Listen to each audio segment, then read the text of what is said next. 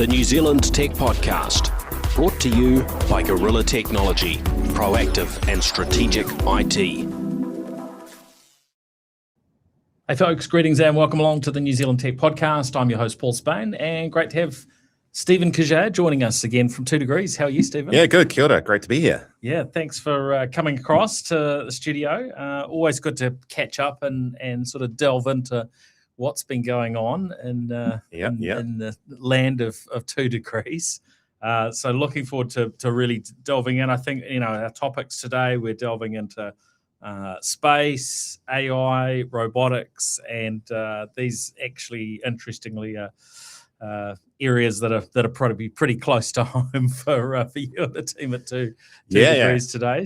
And things I love talking about. No quantum in there though yet, but we'll get there next time. Maybe it's coming. Yeah. Before we jump in, maybe you can remind listeners sort of where you fit in and what your role is there at 2 degrees. Yeah, so I'm the Chief Technology and Information Officer. So I take care of everything technology from the network infrastructure. So we run our mobile network, our fiber assets, data centers, all the way through to data, cybersecurity, software. We do a lot of software development in country. So it's a team of around 450 passionate technologists that live and breathe technology, but they're really passionate around what they can do for New Zealand and how they make a difference. So that's my role. And I spend a lot of time also, just working with our business together, go to market, how we can innovate and really move New Zealand forward. That's great. That's great. Well, great to have you back on the show. Big thank you, of course, to all of our show partners. That includes 2 degrees, 1NZ, Spark, Workday, and Gorilla Technology. So, that support is really appreciated. Keeps us going. Yeah. So, thanks for that. And a quick reminder before we jump into the other topics: the New Zealand High Tech Awards entries are now open across the 14 categories, and there's a webinar actually this week on nailing your entry. If you're looking at submitting an entry for the High Tech Awards, if not, you should go to their website and maybe convince yourself whether you should or not. So hightech.org.nz for that. Well, should we jump into the local news, bit of international, and then we can sort of delve deep into what's happening in the 2 degrees world? Well, first up actually was on our news agenda, which is 2 degrees related, is that you've now completed your 3G shutdown. That's exciting. Yep. Yeah, exciting. It's been a long time. We've been working on it for a few years, communicating to our customers, and the final switch off happened this morning. And the reason we're doing the switch off is to invest into 4G and 5G. 3G is a couple of decades old now. It's gone well, and there's always certain customers and handsets and that just don't change until the switch off. So I know the teams are working really closely today. Our retail staff and our care teams are just working with our customers that haven't managed to. They've got a 3G handset they haven't switched over yet. Yeah. You can communicate all you like, but there's always, I'm included in that. Can be rusted on to certain technologies myself. So it's gone well. And as an industry initiative, so you got 1NZ and Spark that are still working on that as well. But good to have it done today and just making sure it's seamless for those customers that haven't quite got their 4G or 5G capable devices yet. Yeah. Yep. Are you able to, share any kind of data on how many, active connections were on, 3G up to the wire? I didn't ask you to prepare anything on this. So I don't know with you. You're in the small thousands. So we've done a lot of campaigns to help customers and it has really moved over the last year. It wasn't a lot, but that's still, in the thousands. Still impacts people if they haven't made the change. And some of them are configuration issues as well. That there are VoLTE capable phones that don't have VoLTE turned on. So there's an education piece. A lot of it is simply that configuration. Right. And VoLTE is the 4G calling. Yeah, right, that's right. Yeah. Okay. Yeah, and there's some devices that might be, like IoT type devices that, a smart gate or something. So there'll probably be a range of things that, so really awareness. So I guess my message to anyone listening is check on your whānau, friends, and just make sure if they're not sure as an industry level, just double check. And if you're a bit technically savvy, then you can help them. Yeah, something like a smart gate, which you mentioned. If you've got an electronically controlled gate that's connected via 3G. Not exactly something where you guys can we can't communicate to that device. Can text it and go, No. hey, gate, you need to upgrade yourself. Yeah, we've communicated areas we can through many channels, but there's some things you just can't reach. So that's around awareness and public awareness. So we've done a lot of that. So I think gone really well. We're monitoring the network at the moment, just making sure it's everything is smooth. So it's literally we're only kind of, I guess, about 8 hours, maybe more into it. So gone there well. was a little sort of pause on the shutdown with the state of emergency that we had sort of week or so back there. Yeah, it was just extra precautions. We were confident in it. There wouldn't be many issues, but just in case, there's there were civil defence emergencies. So it was only prudent to do that. Now, also on the New Zealand front, had news through this morning of a Kiwi AI startup who have just raised $2.3 million, and their focus or the name of their company is Teacher's Buddy. And they're basically an AI platform currently being used by about 12,000 teachers around the world to, I guess, reduce the workload on teachers. So, helping them generate sort of, personalized, curriculum aligned, content. And their comment is that it saves teachers 2 hours daily. And I guess the thing about this sort of stuff for me, and I don't know, call me skeptical, but I'm always curious when someone drops a number like that, because I know for some people will probably get more than that out of it. Others will get less. I don't know how you quite land on a round figure of 2 hours, but anyway, even if it was saving a minute, every minute that gets saved for a teacher, that puts them in a better position to actually be able to spend quality time with those that they're teaching, and it means that they're probably better prepared, and so ultimately that has a positive impact across right across New Zealand, right, and globally, but New Zealand in particular. What I loved about this was the fact that it is from New Zealand, a startup. It's being solved by people that understand the problem. So the founders, I think they had huge experience, Board of Trustees members, so they know the challenges that teachers face. So, and that's the way you really innovate and solve problems. So the tech is the tech, right? And there's probably been 1,000 different attempts at trying to solve this in the education setting, but they've actually worked with teachers, worked with education to make this happen. So I think it's got it's huge potential. My own kids now are a bit grown up, but having been more engaged at primary school, my wife was on the Board of Trustees. We saw the challenges firsthand. Got a lot of friends that are teachers, and just freeing up the time, allowing them to spend that time with the kids. And then you think around the future of more personalized, tailored curriculums, teaching, and kids will learn in different paces and styles, and how you could do that. I think that's that'll be a real significant change. So this is kind of a playbook, I think, for AI in general, right? It's productivity gain, but what the future holds for all the additional benefits. So I think it's an incredible story for NZ. So it's great one. Yeah, great to see them, getting that capital raise through. So 2.3 million in seed funding. So still reasonably early on, but also pleasing that they've got 12,000 teachers across 130 countries that they've already helped over 18 months. All right, now on to sort of things on a global front. There's been some interesting news coming through in recent days around, I guess, a couple of technologies that cross over in the AI world, OpenClaw and the varying other relevance. Can you maybe speak to that? Then we'll delve into Maltbook and where that fits in, because it's sort of it's a fascinating topic.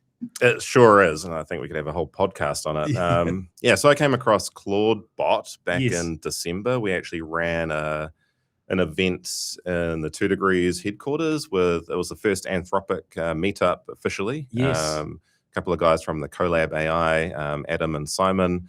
I was already familiar with Claude Code, then Claude Bot came along, which has nothing to do with Anthropic, which is really just a kind of a local agent that you can run in your environment. And then they had some issues with naming rights, even though it wasn't spelt like Claude from Anthropic. C-L-A-W. Yes, C-L-A-W-D. And then it became Maltbot, I think, overnight. And then they decided to name it OpenClaw after a bit of time. So, I've played with it myself, and I would recommend nobody connect it to all your data and your emails, because there is definitely some fundamental security or architectural issues with AI in this space that we can dive into. But just fascinating how, I've looked at a lot of different agentic AI solutions, and this has just kind of popped up and becomes very viral, just because I think it's local. It's easy to connect into your WhatsApp and to Telegram and multiple channels, and obviously to your data, which I don't recommend doing. And really the intelligence that it adds, the reasoning and what it can do is phenomenal. But this is it's a dichotomy of, you can get better results and you can have a personal digital assistant by giving more access, but then you have a significant security risk. So then this is what we find at 2degrees, this balance of getting the guardrails right while still getting the benefits is a key part.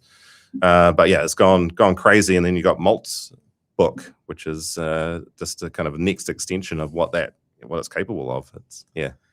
So I saw that described as a Reddit style social network, but for AI agents to sort of get together on and chat.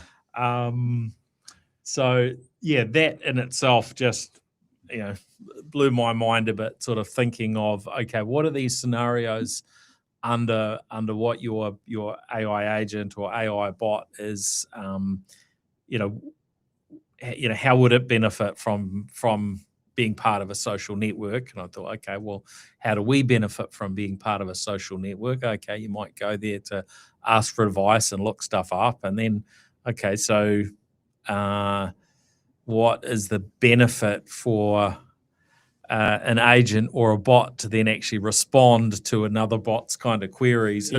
Who's then paying for the work to be done? Or if you're a smart, persuasive agent, do you then coax a whole lot of agents into coming and serving you for free and so on? You think of these things on a scaled sort of basis. And then sort of thinking of the hallucination element of AI.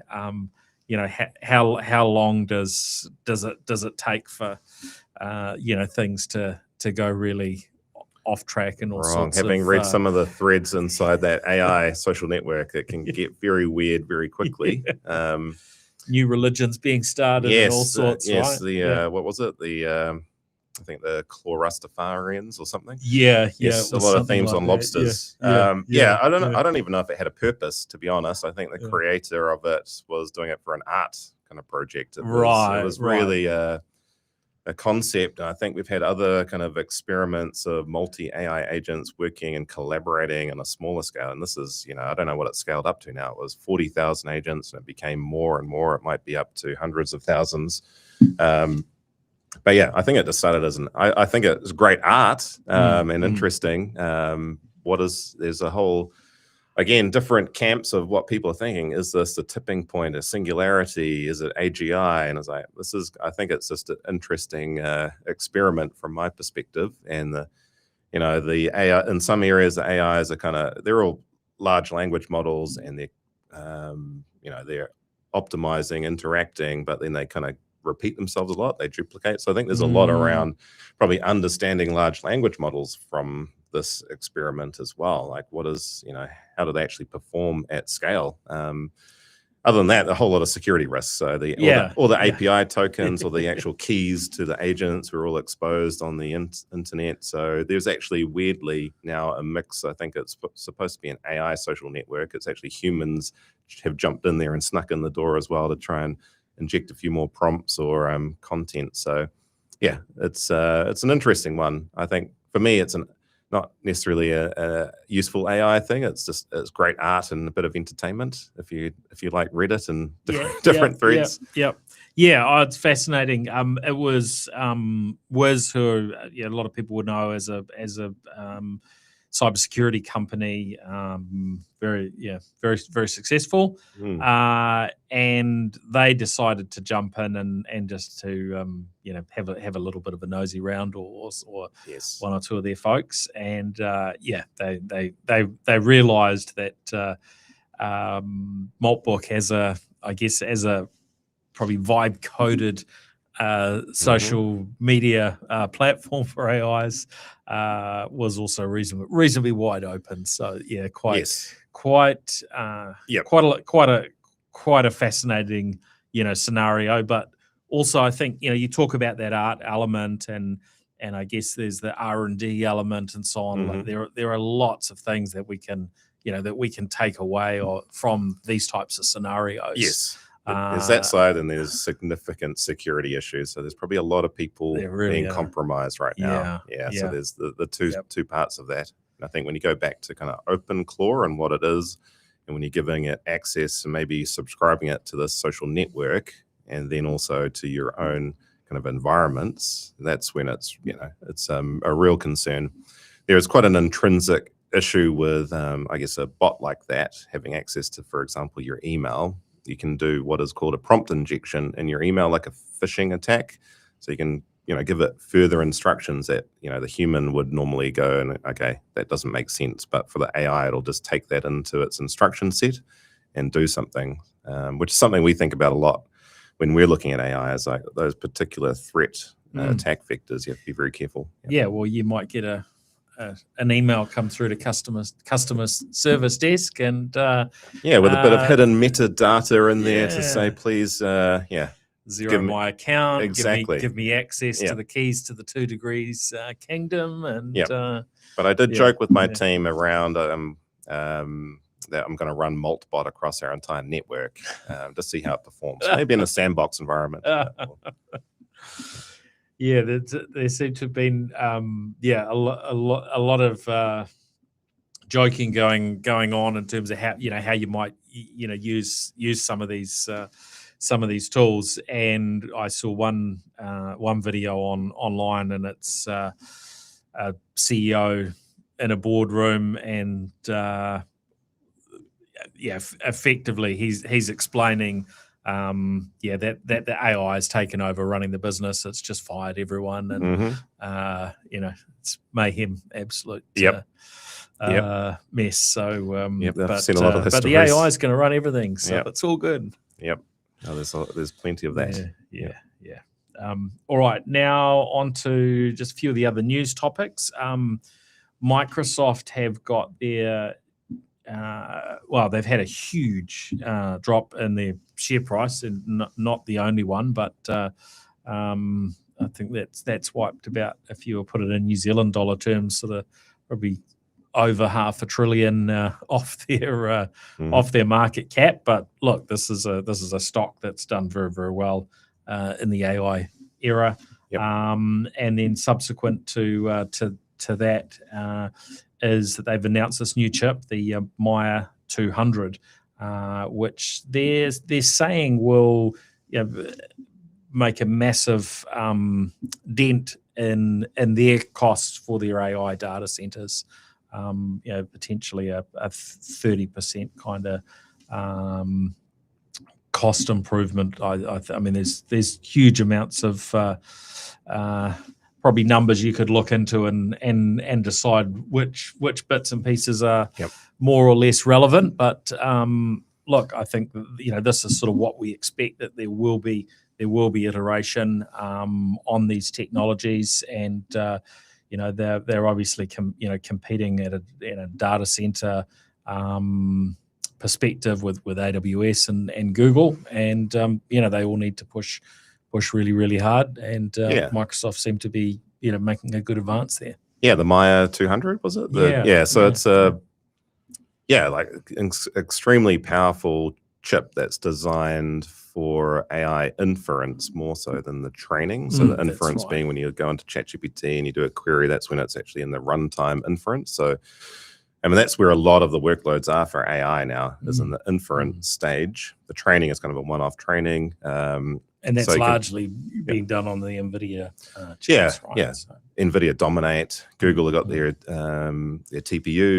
I think it's an interesting play from Microsoft. And reading the specs, it's the most performant chipset for AI inference. And that's, I guess, where a lot of their workloads are when you're running Microsoft Copilot. That's where a lot of that is. They're using OpenAI for the training part and getting GPT-5, etc. I think a smart play. Absolutely.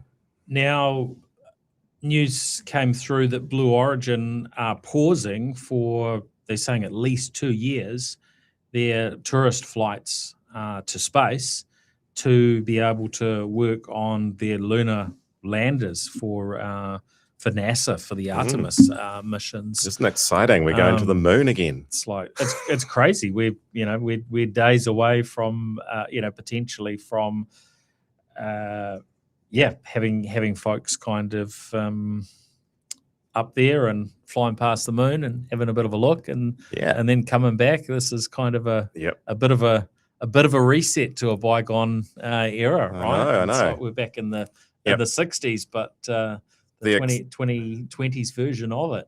100%, and it's really exciting. And I think New Zealand's part to play, not just Blue Origin, but obviously got Rocket Lab. The aerospace industry in NZ is growing phenomenally. I was at a hackathon over the weekend called Act in Space. We had teams pitching to actually have the opportunity to go to an international event in France, and that was just amazing. The passion and diversity. Actually, there's not just aerospace people, but from different industries. So I think it's overall excitement. Missions to Mars, to the moon, to low Earth orbit, and discussions there. And Blue Origin, it makes sense. You can't keep sending celebrities up into high altitude anymore. I think they got to focus on those key missions. And we're really excited about Blue Origin because they've got the New Glenn rocket as well, which AST are using to launch their really large satellites, which we'll probably dive into a bit later. So Blue Origin definitely getting better at launch capability. They're ramping up. You've got SpaceX that obviously dominate. You've got Rocket Lab that are doing amazing things as well. So the New Glenn, it fascinates me because it's an incredible piece of engineering, and the possibilities now that we've got these two really big heavy lifters, from Blue Origin and sort of SpaceX really able to fight it out, I guess, a bit. And not everyone wants to go in one direction or another. And of course, there are other things being done in other parts of the world as well. And you mentioned the AST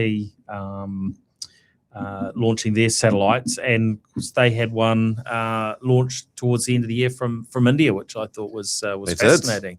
My kids were really enthralled on Christmas Eve as we sat down to watch the live streaming broadcast. They actually got a lot out of it, actually, and so did my in-laws. That was great. That was a great successful launch from the Indian Space Research Organization. That was Bluebird 6, so that was the next generation satellite, which is the size of a tennis court. It's incredible engineering, and when it's cubed up to be launched in its payload form, it's still I think about 4 kind of square meters, 4 meters cubed, and then it folds out when it's in space to be over 230 square meters. So amazing. The launch was it was very exciting. Now, you might be able to answer this question. I'm imagining others have probably thought about it too. So the New Glenn can carry some really big payloads, right? Hmm.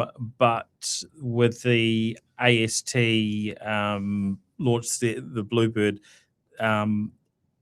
they're just launching one on this next one, but they're going to be moving then to launch a whole bunch, right, at once. Yes, yeah. Yeah. So So is this a launch that's kind of carrying other things, or what's the next one with Blue Origin, Yep. which scheduled maybe in 3 weeks, launching just that payload, and Just it's the only one of them, Yep. but the intention is they will then stack them Okay. to as many as they can fit into the rocket, maybe 4. And yeah, their AST's launch schedule is to, we can get into a bit of the details. So they've got large satellites, which is a smaller constellation compared to Starlink. So they're looking at potentially by the end of the year having 60 satellites up in low Earth orbit, and that's enough to give you global coverage and reasonably ubiquitous connectivity compared to Starlink, which needs thousands just because of the size of the satellite versus the really small satellites from Starlink. So they don't need as many satellites.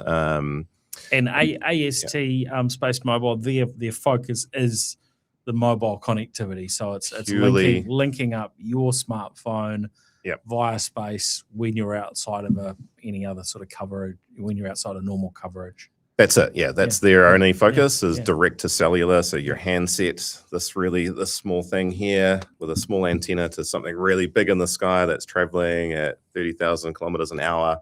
And it's doing beam forming, so it can narrow down. You still need some line of sight. You can go through one wall potentially.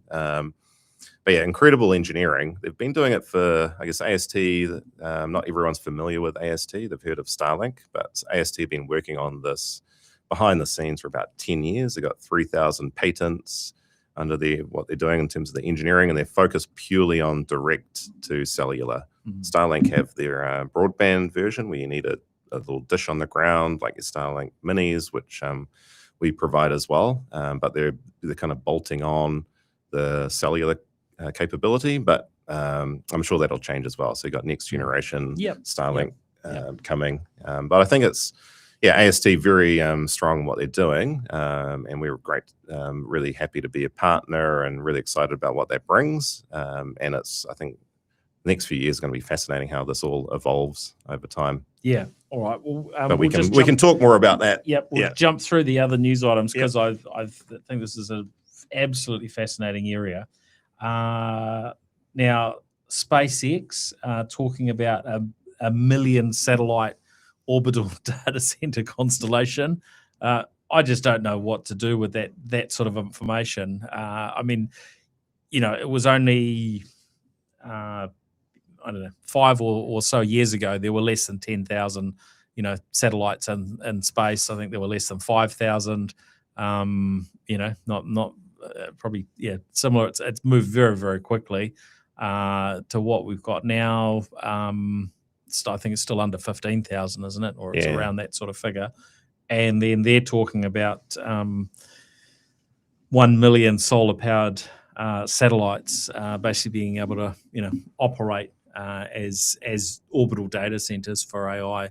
Sounds pretty cool, eh? Workloads. It sounds super crazy fiction cool. like, but also, very science fiction. Like, what is the reality here? And what is actually sort of practical? And I guess when we look back on some of the things that have happened in the technology world, often, in advance, you can't maybe join up the dots and quite work out how that would happen. But over time, we end up with some pretty incredible stuff. Some far out ideas that become reality. Yeah. I mean, I never have thought we could communicate to a satellite from your cell phone, right? And that not as just a standard cell phone like that. And so data centers in space. I've got a science background, so I always look at, kind of the detail of it.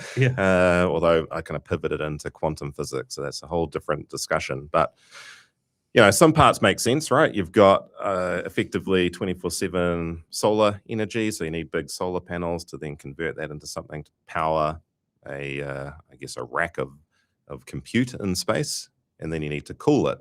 In the cooling part, you don't have any air convection, so you need to have some form of other panels to have radiative cooling. Even though it's really cold in space, you need to transfer that heat away. So that's the part I haven't got my head around, how the cooling would actually allow you to scale. You could have small pods of compute up in space. That might make sense anyway for niche use cases. Maybe you're analyzing a huge amount of data that you're collecting from the outer reaches of the universe, and you do it more locally there. So I think the idea is fascinating, because you effectively do have unlimited energy in some respects, and you've got really cold area to dissipate the heat. How it scales, I guess you can scale it by having 1 million of them individually.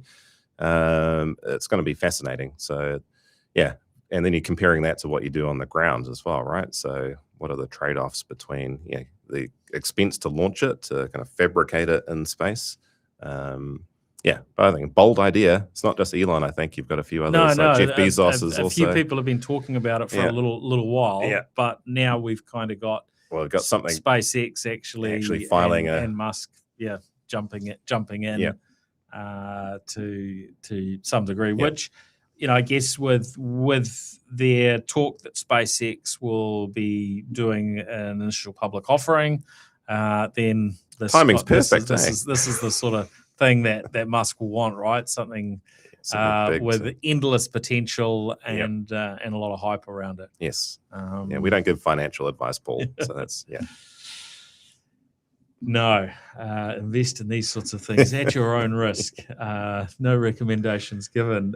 Also, I guess in relation to Musk, we've got that news that Tesla are moving into production, apparently, with the Optimus robot, their Gen 3 humanoid robot. So they're going to be showing that off over the next few weeks. And then there's a bit of a flip side to that. In order for them to be able to scale to where they can produce a lot of robots, and they're talking a long-term capacity of 1 million robots per year, they've advised that they're killing off the Model S and the Model X Teslas, which haven't been available in New Zealand over the last few years because they've only been making left-hand drive models. But it does change the picture somewhat for Tesla to kill those off. It does. I guess getting more competitive in the EV market. They've led the way, and I guess they're phasing those out and looking at robotics. And I think what I saw quite clearly as well at CES announcements from Jensen and NVIDIA, and I think this is where New Zealand can actually play a part, is around the physical AI, the embodied AI. This is going to be, I think, a really significant step change again. So we've got AI use cases that we're talking around Malt Book, and large language models and amazing things you can do with those. Like, it completely changed our lives. And then you embed that into something physical. And a lot of these things aren't solved yet. They're still working out. The science and the research is still happening. You've got Jan LeCun, who was ex-Meta Facebook chief AI scientist that started up his own thing. He's got quite a different view of where the large language models can go in this transformer architecture. He thinks there's potentially a dead end there in terms of intelligence, and he's looking at kind of world models, training models based on actual video feeds. And you think around, he uses an example around a 4-year-old that consumes all this data from sensing and hearing and visual, that they have all this data up to 4, and our AI data sets is equivalent of that of a 4-year-old. So there's going to be a whole lot of that research. I think that's where New Zealand could play a part, and then look at the future of robotics. And you see kind of all the robot failures as well that you've probably seen. Advanced AI humanoid robots, and they go banging into things, smashing dishes, falling over. But I think we are at a tipping point here, definitely. But there's still more breakthroughs to come, I believe.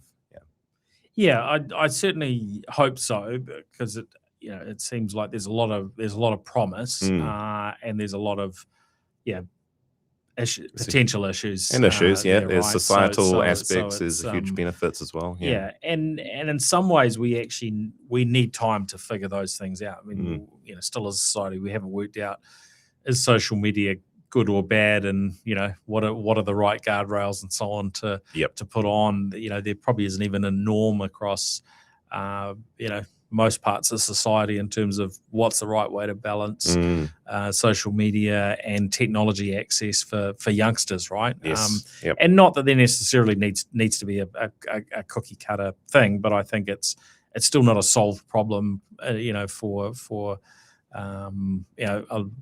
probably just about everyone, right? So that's right. Yeah. And then we're obviously moving, as we will continue to do so, down new tracks. Yes, there's challenges ahead. A big bet by Elon, but he's not the only one. So there's a lot happening in that physical AI space, and I think NZ agriculture. There's many different use cases that would benefit the country.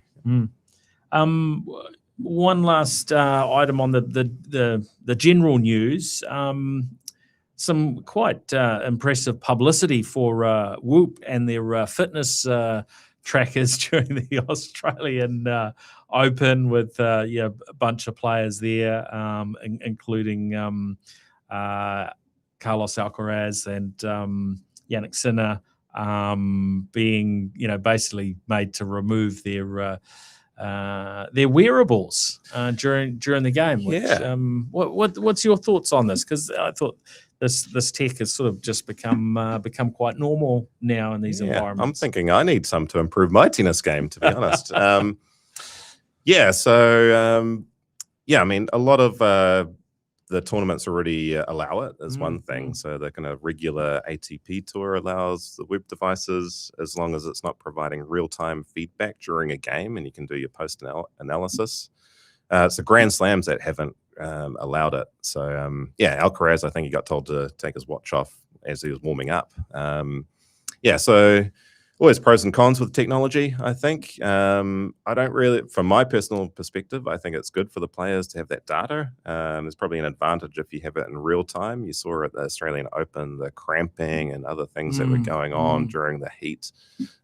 So I think post-match analysis, but then you're trusting the players not to be wearing them anyway. Maybe they're wearing them under their shorts or dresses. But you've got those sort of scenarios, and if you're going to ban them, then that can get quite challenging to police it, right? Yes, so. I think I'm on the side of innovation. It's good. I mean, it was great PR and marketing for Whoop anyway, so they leant into it very well. Yeah. I said they were sending out versions to players that they could attach to their underwear. So as not to get caught. All right. Well, those are our general items. We obviously talked a little bit on varying 2 degrees topics, but keen to delve in a little bit more. Anything else that we need to sort of touch on as far as the 3G shutdown? I think we sort of probably covered most of that. Yep. Maybe for those who aren't aware, what is the benefit of freeing up the spectrum that 3G was using? What do we expect that to actually, look like in terms of an impact? Should folks expect, any difference from today onwards that it would be noticeable? I think over time they will. So spectrum is precious, and it's always a tough decision. And when we do technology changes, we really just don't want to impact anybody. So every technology change we try to do is try and do it seamless. But with 3G shutdown, you've got handset compatibility, so you just can't do that from everything you try to do. So ultimately, the spectrum that was tied to 3G can be configured into the 5G network and the 4G, so you'll see better performance. Ultimately, that's more capacity, better performance for our customers. More. How long will that take? Because there will be folks that have maybe been in an area where all they could get, at certain times maybe, or what have you, is I can't get 4G or 5G here. I could only get 3G, and 3G's then turned off. Yep. How quickly does that spectrum then, get turned on with 4G and 5G, and what are the network differences in terms of, well, will they still have coverage in those areas? Yeah, so a couple of concepts from, I guess, coverage different to capacity. So coverage being your potentially coverage gaps. So we spent a lot of time ensuring that our 4G coverage was the same or close to the 3G coverage. So that was our work that we did over the last 3 to 4 years, was making sure the 4G coverage was there. So that's we had the confidence to turn it off because we had that. So you shouldn't see any coverage differences, but there's always handset behavior where it can favor 3G over 4G. So some of our customers may have experienced this when you're going around the country. It might fall back to 3G and kind of get stuck onto it. So there's kind of that perception that maybe there's 3G in places where there's not 4G. So I think from a coverage perspective, that shouldn't be an issue, but that's what we're making sure we're monitoring today. And if there's potentially fringe cases that we haven't thought about, but we've done all the analysis we can. So really it's the investment in capacity. Spectrum for satellite is another aspect. So for AST, we've already got spectrum, but that allows for a spectrum expansion. So in terms of timing, it's going to be, we're refarming, as we call it in technical terms, not that technical, over the coming weeks and months. So that'll continuously kind of roll out for the next sort of up to probably 6 months. Yeah. What would you imagine in terms of performance? Is that something that's kind of is going to be noticeable to people? Having that extra spectrum available, what that can do for performance? Yeah, it's hard to put I guess you've also got an ongoing program.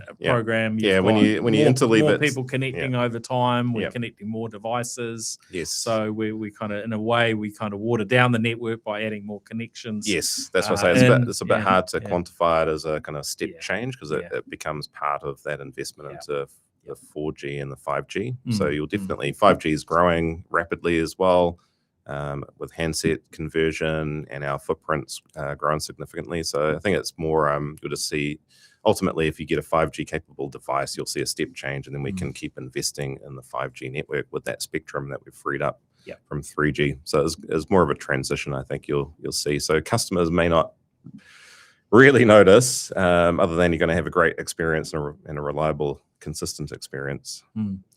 Now, with the move to 5G, which I guess these things have sort of tended to happen around the time that the decades kind of roll over. They do in my mind anyway, and I know that's not perfectly accurate.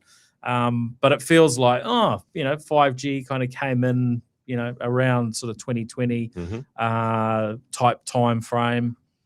2030, we're going to be up for 6G. Yes. Is that sort of a reality in your mind, that we are not actually that far away from 6G, making sense to invest in and roll out? Or do you think it's going to be more, we're maybe more like, closer to a decade before a full generation? Because there's always the interim generations, right? Like, because 5G isn't just 5G. Yes. There've been constant improvements. I think I did say somewhere else, probably a decade, so I can quote that, but might get ridiculed. I think there's been a huge step change from 3G to 4G. Was a significant, from a kind of architecture perspective, that was a huge step, because you're going from what was called a circuit switch network to IP based. And then 5G was the next step. So there's a whole architecture around 5G. And we've got, the new radios are part of it, but then 5G, you've got the standalone core and the advanced parts of 5G that are only still being rolled out globally as well. So there's still, I think, a long road for 5G. What 6G brings is more native, we're going to talk about satellite more, but more native satellite connectivity, as they call it, non-terrestrial networks. More embedded AI, so you get more self-healing networks, and then the location precision piece. So you're getting the higher frequencies, so you can get millimeter or less precision on sensing. So that's where 6G, those kind of key taglines will be part of 6G. But whether it is a step change or it's an evolution is still to be determined, I think. And there are definitely market pulls and things that happen. There's the marketing part of it that, certain parts of the market like to go 6G. I think customers just really want the outcome now. I don't think necessarily I care about the technology as much, if it's a 6G or 5G, although some of us geeks might like the next cool thing. There's a lot of us out there. But it could very likely be an evolution, but there's some key parts of 6G that will be more embedded. I mean, it seems to me that our future generations of mobile connectivity are a little bit like where we've got to with smartphones. There was a period of years where the new smartphone coming out was a huge step change from what was there prior. But now it's really a lot more incremental in terms of what we see, year to year. There might be little bits and pieces that are exciting, but it's not at the pace that it once was. Yeah, definitely. And our road ahead, what we're focused on is the 5G rollout continues. We've got our partnership with Ericsson.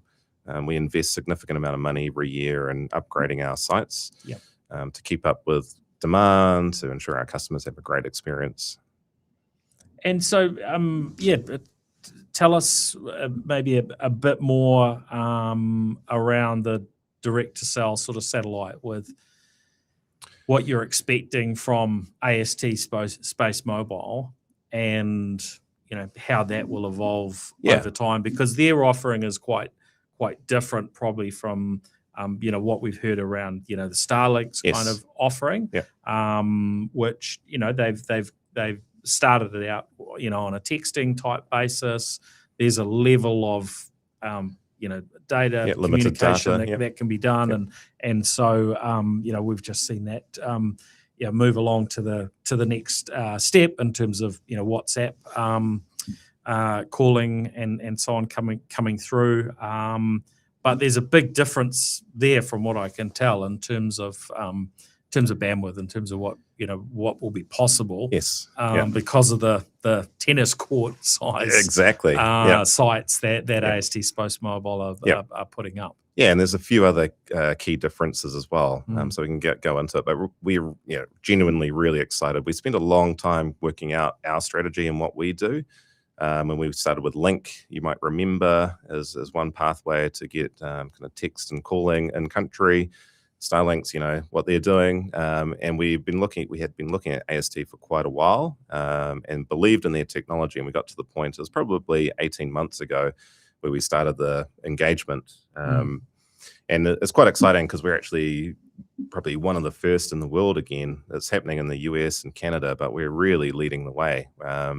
And I think we met last time at the Aerospace Summit end of last year, and you got to meet one of the directors of engineering from AST.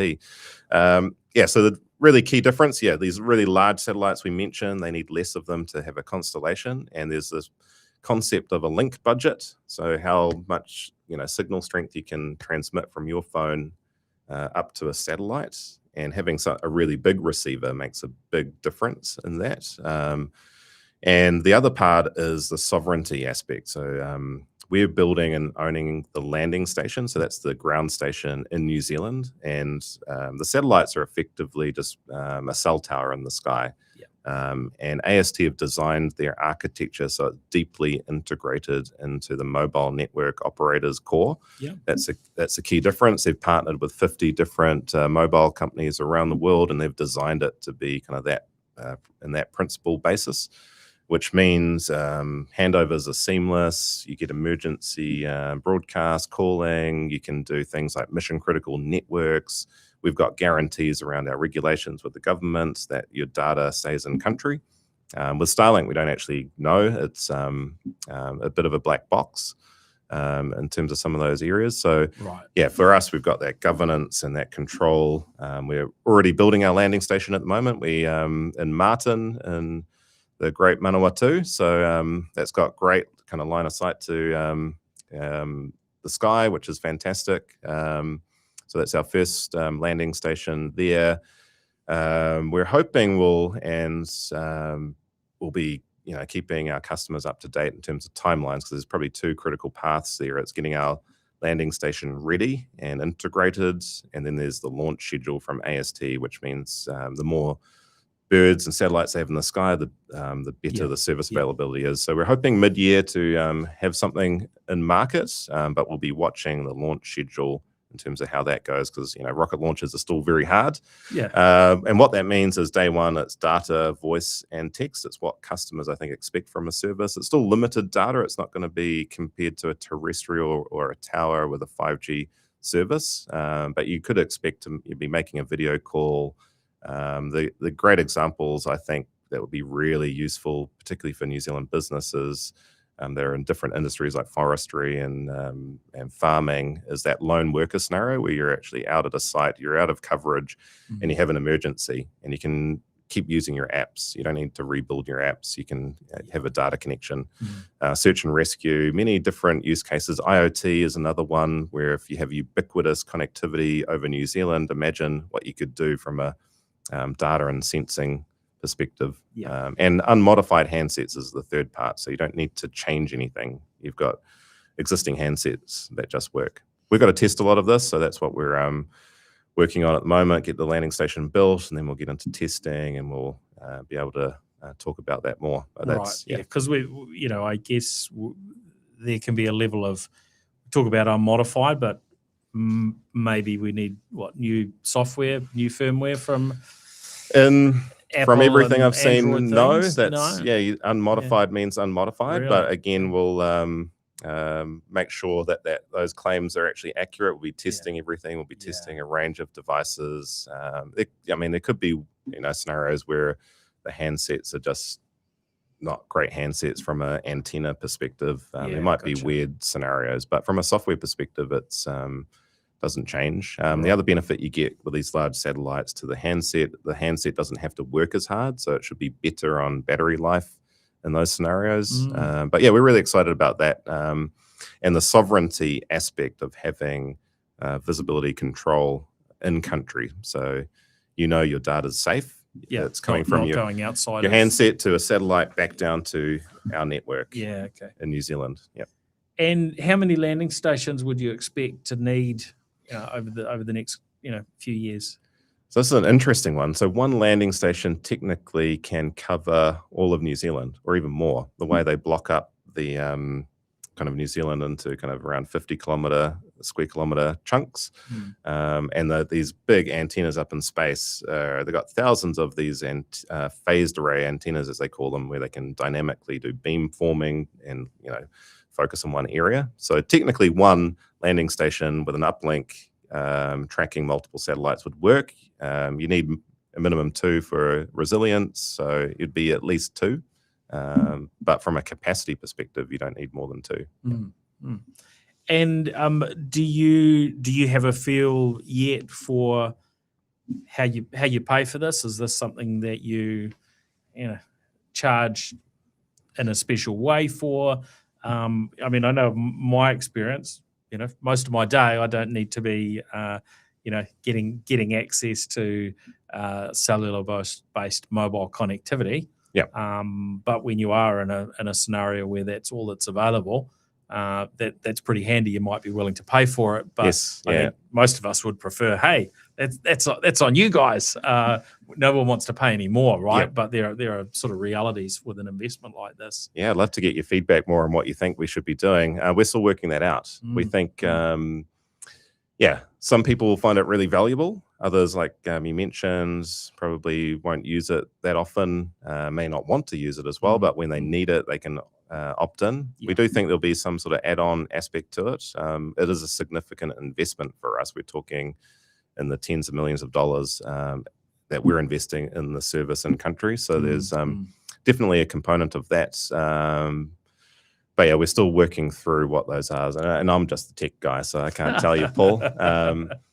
But love to get feedback on and that's what we're doing with our customers and market research at the moment, is we want it to be affordable in some way. It can't be unaffordable, but we expect there to be a charge with it.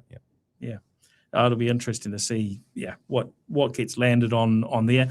And with you having those landing stations, does this mean that you'll be exclusive with AST Space Mobile? Is that the initial arrangement that you've got?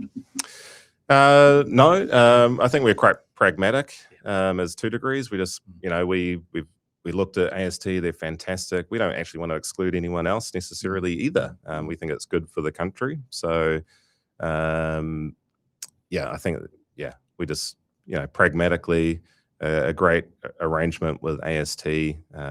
We'll launch it into New Zealand first, and if others want to follow, they can follow. That's fine with us. It's probably a lot more as we get a bit closer to that. We're keen to hear more.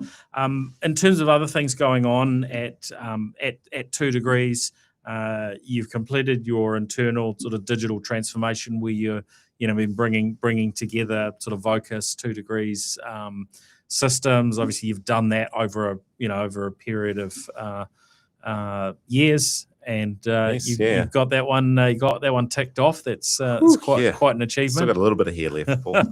I'm in the telecommunications world, and like in any other industries, you collect a lot of legacy. We've been through a lot of mergers and acquisitions, but what we've been good at is tackling it early and in an incremental way. And we've got amazing teams. So I just want to shout out to the teams that are incredible here in country, mostly here in Auckland, but also Wellington and Christchurch, and some other areas in the NZ. So a bunch of passionate people. We consider ourselves more of a software company than a telco. And we're building our own software. So our main kind of heart of the software is what we call Tahi. And it's software that runs pretty much all of 2degrees, what we call the BSS, which is a business support system, which does the billing and all the workflows, as well as the OSS, which is the kind of operating end workflows into the network. And that was quite a key decision early in the merger when 2degrees and Vocus came together. Is like, do we back ourselves? Do we continue to build software? Do we buy? And we backed ourselves, and that's kind of unheard of in the telco world. Normally, you're buying, enterprise grade software. So I'm really proud of the team.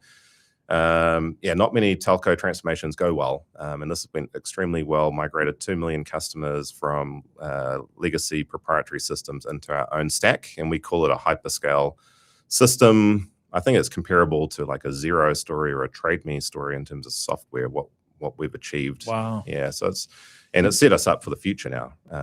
We've got different kind of channels. We've got our what we call our platform called Flex, which is business focused. So customers can log into Flex and change services on demand, converge from mobile and fixed networks, as well as API first, so you can integrate system to system. We power the likes of Network for Learning, for example. All the schools in New Zealand are on our network, but they're connected through these APIs into Flex and using that portal. Sky TV is another example. So really a lot of software, a lot of hard work, a lot of sweat, a lot of challenges. As you can imagine, it's not just a technical issue. It's often bringing people together on that journey. But that was done, really successful. And now we've invested more in actually our talent. We're hiring more software developers. We're investing in engineering locally to really innovate from this platform. So we're going from this integration phase to an innovation phase. So we're just leveraging all those amazing people to build the next great products.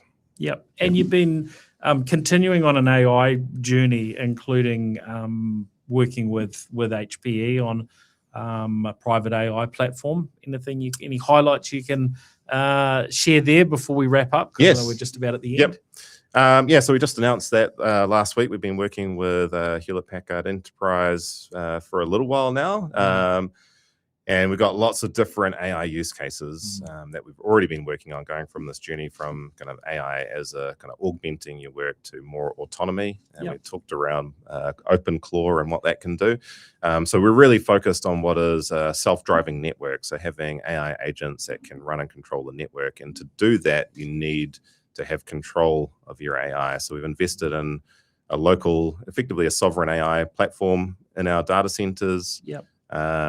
Which means we can choose the models. We're not training models, but we're taking open source models, refining them to then look to kind of close that loop with network automation.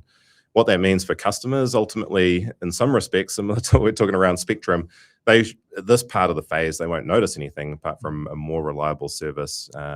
We've got, tens of thousands of components in our network, from our radio network to our fiber network, optical networks, optics, lasers. When you add those all up, it's actually in the hundreds of thousands. So you get all this data and telemetry is too much for just a human to take in. So this is where AI comes in to kind of help with that. And you need the AI. For us, you need it locally when you're putting it into those kind of critical workflow scenarios. Maybe different to, reading emails. You're actually controlling networks that run, government services, emergency services. So that's the focus, and really excited around having kind of aligns to that AST aspect as well, around sovereignty, having data in country, having the sovereign AI capability in country too. But really, we're not training models. There's different definitions of sovereign AI. You can, but we're owning the destiny of those models, if that makes sense, Paul. Yeah. It's good stuff. No, it's good to see just how many things that you've got going on and you're progressing forward with. No, it's exciting times. Yeah. Well, thanks very much. Really enjoyed having you on the show. Anything that we've missed that you wanted to mention, or we got the bases covered? I think we talked about it all: space, data centers in space, AI. Just didn't cover quantum physics, so we'll do that next time. Next time around. Yeah. Great to catch up. Thanks very much for the insights. It's been absolutely fascinating. And of course, a big thank you to all our show partners, including 2degrees, Workday, 1NZ, Gorilla Technology, and Spark. Great to hear from 2degrees side today. Fantastic. And thanks everyone for listening in. We'll catch you again on the next episode. If you've been listening to the audio, of course, you can find us also on YouTube and across other platforms from the video. If you've been watching the video, then look out on Spotify and your favorite podcast app for the audio. That's us. We'll catch you next week. See ya. The New Zealand Tech Podcast, brought to you by Gorilla Technology, proactive and strategic IT.